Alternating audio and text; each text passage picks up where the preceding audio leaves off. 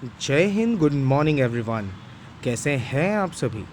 उम्मीद करता हूँ कि आप सभी अपने अपने घरों में खुश और सुरक्षित होंगे। एक बार फिर से आप सभी का स्वागत है इस ऑनलाइन एजुकेशनल प्लेटफॉर्म में, जो कि ऑर्गेनाइज किया गया है हमारे देवस्य इंटरनेशनल स्कूल द्वारा। तो बच्चों, मैं आपका एजुकेटर गौरव आधनिक आप सभी का स्वागत करता हूँ, खासकर स्टैंडर्ड 10th के स्टूडेंट्स का। ठीक है, स्टैंडर्ड 10th में अभी तक हम लोगों ने 3 चैप्टर कंप्लीट कर लिए हैं। आई होप आप लोगों ने वीडियोस देख लिए होंगे। ठीक है, अगर मिस कर दिया है, नहीं देखे हैं, तो प्लीज़ आप वापस जाकर उन वीडियोस को देखिए। ठीक है, it is important for you for your board exams, क्योंकि अभी तक 3 चैप्टर हमने देख लिए हैं। इसमें चैप्टर नंबर 1 और 2 हमने देखा from the part of history, and then we have seen 1 from the geography. Right, सभी लोगों ने देखा होगा, जिसमें हमने नेचुरल रिसोर्सेज के बारे में पढ़ा था। अब हम उसी के जैसा, उसी से रिलेट करने वाला उसका अगला चैप्टर देखने जा रहे हैं, जो है चैप्टर नंबर 9। ठीक है, चैप्टर का नाम आपके सामने है, forest and wildlife resources. So बच्चों, इस चैप्टर के अंदर सबसे पहली बात हम बोर्ड के पॉइंट ऑफ व्यू से बात कर लेते हैं। ये बहुत इंपॉर्टेंट चैप्टर है। ठीक है, इसमें काफ़ी सारे क्वेश्चंस, शॉर्ट क्वेश्चंस खासकर पूछे जाते हैं, तो आप सभी लोग ध्यान से इस चैप्टर की तैयारी करिए। राइट, तो चलिए बिना देर करे शुरू करते हैं हमारा chapter number 9, forest and wildlife resources. ठीक है बच्चों, तो एज़ यू कैन सी, इस चैप्टर के नाम से ही आपको समझ में आएगा कि ये हम इस चैप्टर के अंदर खासकर 2 चीज़ों के बारे में बात करने वाले हैं। पहली चीज़ फॉरेस्ट और दूसरा वाइल्ड लाइफ। यानी हम सबसे पहले तो जंगलों के बारे में बात करेंगे कि फॉरेस्ट आखिर होता क्या है, इसका ओरिजिन क्या है, और हम फॉरेस्ट को कैसे समझते हैं। उसके अलावा फिर जो दूसरा पॉइंट ऑफ व्यू इसमें आ जाता है वो है वाइल्ड लाइफ। ठीक है, यानी वन्य जीवन। राइट, तो ये वो जीवन है जिसमें जंगलों के अंदर कैसे हमें एनिमल्स मिलते हैं और कितने प्रकार के अलग अलग हम कैटेगराइज करेंगे। छोटे स्टैंडर्ड में आपने पढ़ा ही हुआ है, एंडेंजर्ड, एक्सटिंक्ट एनिमल। राइट, तो सबसे पहले शुरुआत करते हैं और ये जानते हैं कि जो इंसानी जीवन है, यानी जो ह्यूमन लाइफ है, वो कहीं ना कहीं बहुत सालों से एग्जिस्ट कर रही है। Right, from the ancient time. और उतने समय से इंसान को अपनी डेवलपमेंट करने के लिए, यानी अपना विकास करने के लिए संसाधनों पर निर्भर होना पड़ा है। संसाधन मीन्स रिसोर्स। ये हमने पिछले पार्ट में, यानी चैप्टर नंबर 8 में देखा था कि anything which is useful for mankind for the development is known as resource. Right, anything which is used for the betterment और the development of mankind is known as resource. यानी resource वो हर चीज़ हो जाती है जो इंसान के जीवन का विकास करती है और कहीं ना कहीं इंसान के जीवन को और बेटर बनाती है। और इसके साथ साथ कहीं ना कहीं हम एंशिएंट टाइम से इन सब चीज़ों को यूज़ कर रहे हैं, लेकिन इन सब चीज़ों का स्रोत क्या है, यानी सोर्स क्या है? सोर्स एक ही चीज़ रही है, नेचर। राइट, यानी कहीं ना कहीं हर वो चीज़ जो आज हमारे पास है, राइट, वो सारी चीज़ें हमें कभी ना कभी कहीं ना कहीं नेचर से ही मिलती है, प्राप्त होती है। और नेचर में जो सबसे इम्पॉर्टेंट इंग्रेडिएंट आ जाता है रिसोर्सेज का, तो वो क्या हो जाता है? फॉरेस्ट। क्योंकि जो हर रिसोर्सेज होता है वो कहीं ना कहीं फॉरेस्ट से ही कनेक्टेड होता है। तो बच्चों, फॉरेस्ट का मीनिंग क्या होता है, इसकी डेफिनेशन क्या है, इसके लिए आपको 3rd लाइन देख लेनी है और अंडरलाइन भी कर लेनी है। A general meaning of forest is accumulation of trees. यानी किसी एक जगह पर अगर कुछ पेड़ आपस में उग जाते हैं तो उस जगह को हम फॉरेस्ट कह सकते हैं। ये इसकी परिभाषा है। Right, trees, curbs and heaps, छोटी बड़ी घासें और कुछ ट्रीज़ अगर एक जगह पर पैदा हो जाते हैं तो हम इसे क्या कह सकते हैं? हम इसे फॉरेस्ट कह सकते हैं। ठीक है बच्चों, तो ये जो फॉरेस्ट होता है, राइट, इसको भी अलग अलग चीज़ों में हम इस चैप्टर में कैटेगराइज करने वाले हैं। उससे पहले मैं आपको एक चीज़ बता दूं जो आई थिंक 2016 के पेपर में पूछी गई थी, एसएस के स्टैंडर्ड 10 के, कि what do you mean by virgin vegetation. ऐसा क्वेश्चन था कि वर्जिन वेजिटेशन मतलब क्या होता है। स्टूडेंट्स थोड़ा सा कंफ्यूज हो गए थे इसमें। आप लोगों को कंफ्यूज नहीं होना है। ठीक है, अंडरलाइन कर लीजिए ये लाइन को, that the vegetation is included which is red naturally without the help of man. यानी ऐसा वेजिटेशन जो किसी भी मानवीय सहायता के बगैर, यानी हम इंसान द्वारा नहीं बल्कि अपने आप ही जो वेजिटेशन उग जाता है, ऐसे वेजिटेशन को वर्जिन वेजिटेशन कहा जाता है। तो please underline this, what is virgin vegetation? The vegetation which is included, which can be raised in natural form without the help of mankind, without the help of human being. Right, so इसे हम virgin vegetation कहेंगे। इसके बाद, now such vegetation in India is available only in Himalayas, Sundarban and remote areas of Thar desert. तो ये 3 जगहें हैं जहाँ हमें ऐसे वर्जिन वेजिटेशंस देखने को मिलते हैं। वो कौन सी जगहें हैं? एक हिमालय है, दूसरा सुंदरवन है और तीसरा थार डेजर्ट। ठीक है बच्चों, तो अच्छे से ये आपको समझ लेना है। इसके बाद forest and wild life resource में हम आगे बढ़ते हैं। तो बच्चों, जैसा कि आप देख सकते हो एज ऑन योर स्क्रीन कि हमने यहाँ पर जो पूरे जितने भी प्रकार के फॉरेस्ट होते हैं उन फॉरेस्ट को हम लोगों ने 3 पार्ट्स में डिवाइड कर रखा है, कैटेगराइज किया हुआ है, ठीक है। अब उन पार्ट्स में भी हमने जनरली क्लासिफिकेशन जो है स्टैंडर्ड 9 में आपने देखा हुआ है, लेकिन स्टैंडर्ड 10th में उसका थोड़ा सा और डिटेल वर्जन हम देखने वाले हैं।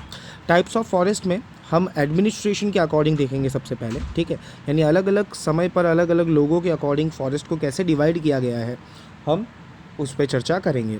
सबसे पहले हम एडमिनिस्ट्रेशन यानी प्रशासन के अनुसार, यानी जो भी उस क्षेत्र में शासन कर रहा है, एडमिनिस्टर कर रहा है, उसके अकॉर्डिंग अभी तो डेमोक्रेसी चल रही है इंडिया में, राइट। तो डेमोक्रेसी के हिसाब से जो गवर्नमेंट होती है, right, state government and central government, वो ही फॉरेस्ट को क्या करती है, डिवाइड करती है अपने हिसाब से। तो उन्होंने कितने पार्ट्स में डिवाइड कर रखा है? 3 पार्ट्स में, right. Number 1 reserved, number 2 protected and number 3 unclassified. अब बच्चों, नाम सुन के ही आपको शायद ऐसा लग रहा होगा कि ये सब एक जैसे हैं, बट इन आपस में इनमें जो डिफरेंस है वो काफ़ी स्लाइटली है। क्या डिफरेंस है, आइए देखते हैं।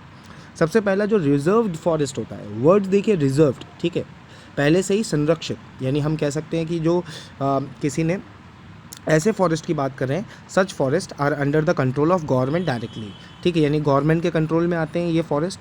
There is restriction on lumbering, collection of woods and pasturing. यानी देखो बच्चों, क्या होगा कि लंबरिंग और कलेक्शन ऑफ वुड, यानी वहाँ पर पेड़ काटना मना होता है, ठीक है, क्योंकि रिजर्व्ड फॉरेस्ट है, यहाँ किसी भी प्रकार की आप क्षति नहीं पहुँचा सकते। पेड़ काट के वहाँ पर आप लकड़ियों को कलेक्ट नहीं कर सकते। और उसके अलावा आप अपने जो पशुपालन अगर आप कर रहे हैं, राइट, एनिमल हस्बेंड्री अगर आपकी है, तो आप उनको like as an pasture land उसे यूज़ नहीं कर सकते, यानी चरवाहे की तरह आप उस जगह को यूज़ नहीं कर सकते। क्यों? क्योंकि वो रिजर्व्ड फॉरेस्ट है और वो गवर्नमेंट के डायरेक्ट कंट्रोल में आता है, ठीक है बच्चों। तो याद रखना, रिजर्व्ड फॉरेस्ट गवर्नमेंट के डायरेक्ट कंट्रोल में होता है। No lumbering, no cutting of woods, no pasture land for animals. Secondly protected forest. Protected forest में भी देखिए आपको ये भी संरक्षित जैसा ही लगेगा, लेकिन यहाँ पर जो कंट्रोल होता है वो एडमिनिस्ट्रेशन का होता है, राइट, यानी जो उसे संभाल रहा है। Same local people are permitted to collect the wood. यहाँ पर रिजर्व्ड फॉरेस्ट की तरह नहीं होता कि यहाँ वुड कलेक्शन बिल्कुल प्रोहिबिटेड है। यहाँ जो लोकल लोग हैं, यानी उस एरिया के आसपास जो भी लोग रहते हैं, उनको वुड यानी लकड़ी लेने का परमिशन मिलती है। And then also they use to have their animals and for the graze and without causing any harm to the tree, यानी उनको परमिशन मिलती है कि वो अपने एनिमल्स को ग्रेस यानी चढ़ा सकते हैं। और लेकिन उसमें उन्हें इस बात का ध्यान रखना होता है कि कोई भी ट्री या फिर कोई भी पेड़ पौधों को हानि ना पहुँचे।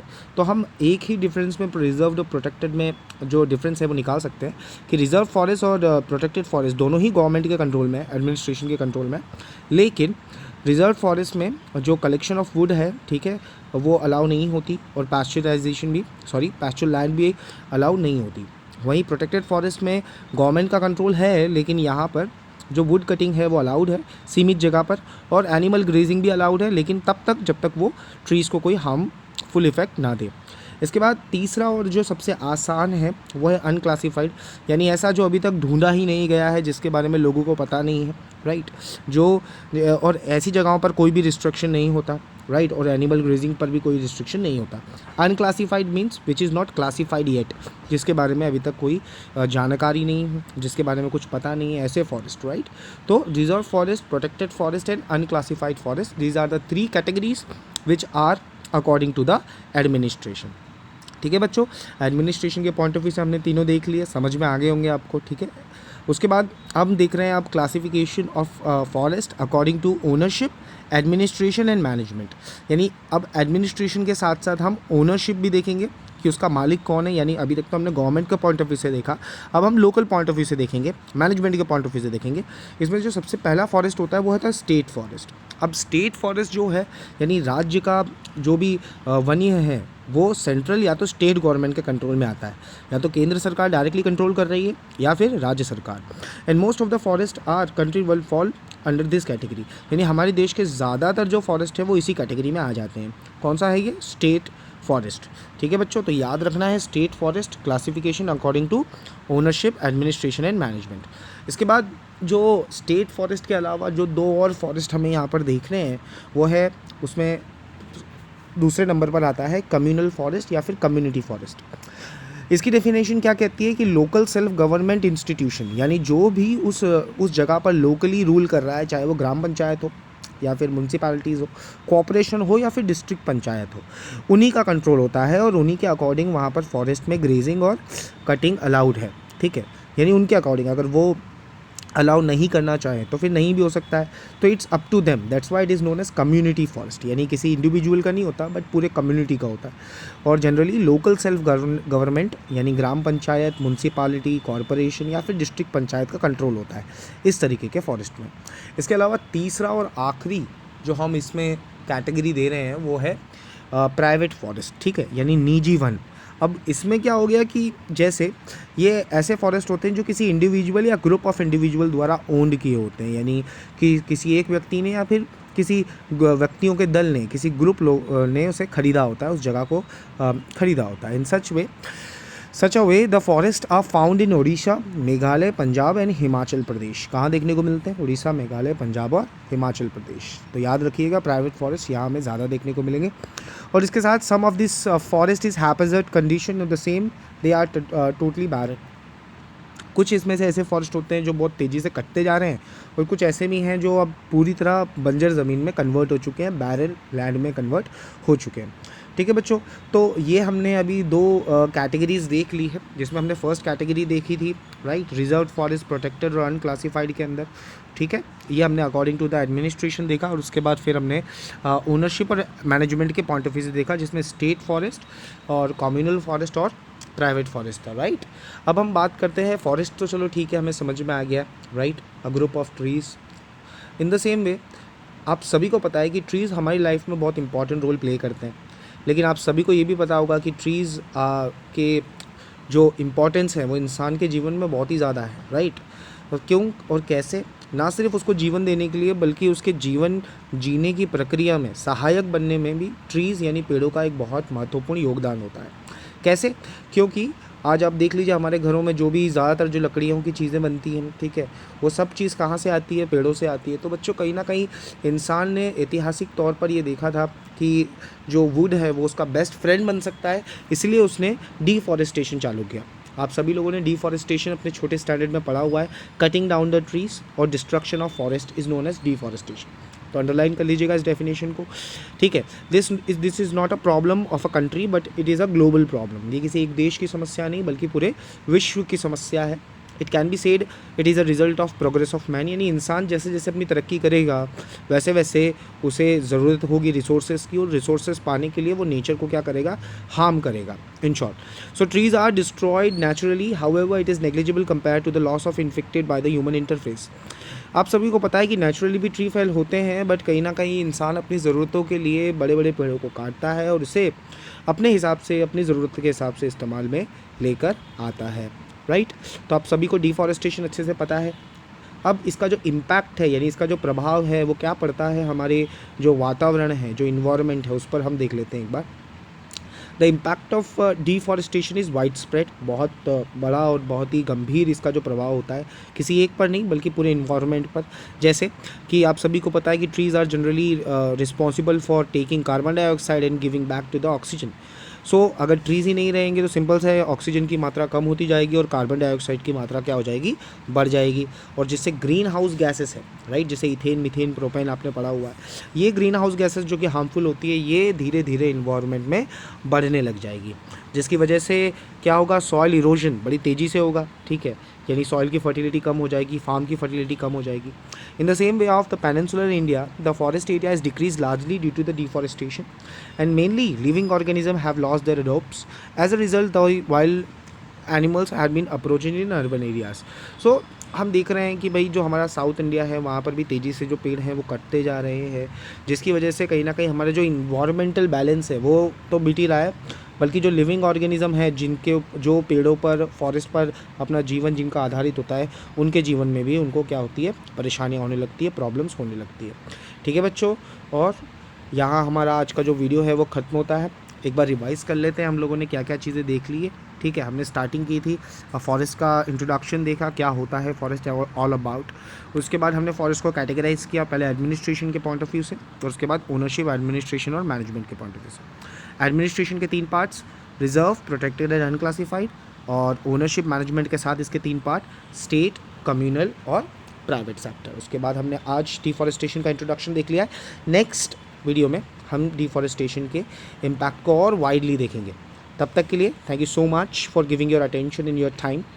अपने घर पे रहिए, सुरक्षित रहिए, मास्क पहनिए अगर बाहर जा रहे हैं तो, और अपने हाथों को धोते रहिए समय समय पर, और बिल्कुल अपने घर में सुरक्षा रखिए और अगले वीडियो का इंतज़ार करिए। Till then I am your educator Gaurav R Dhanik signing off today. You do take very good take care of yourself and your family. Jai Hind.